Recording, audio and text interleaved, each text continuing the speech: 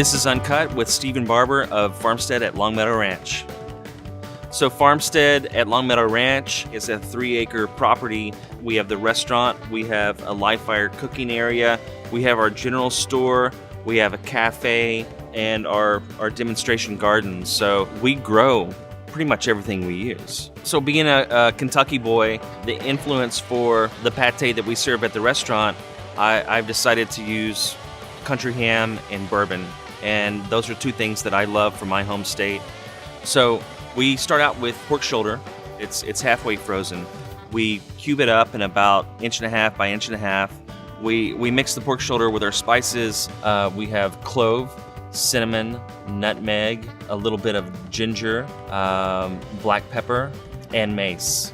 I like these flavors, and it's something that it really carries through because you remember pate, it's cold. So all of these flavors have to be kind of pushed to the edge. So we take the pork shoulder, we have all of our aromatics, a little bit of pork liver, it adds richness. We toss that, a good amount of salt. We're gonna take half of it and put it through a 1/4-inch grind, and then we'll take the other half and we're gonna put it through an 1/8 of an inch grind. When you bite into it, it's not just all the same texture, and you can actually see it as well. So the panade, we mix the egg, the cream, and a little bit of flour, and we start to make a paste. And you think of an aromatic, it's actually bourbon. You know, not traditionally called an aromatic, but it's certainly probably the most aromatic ingredient in that list. We also use pistachios, and they give another great textural element to it, a nice little crunch.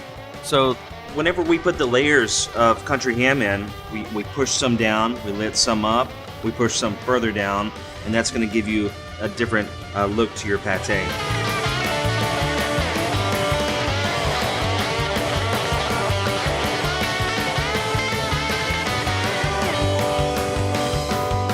You know, I think about pate being something great to start with, something you're kind of snacking on.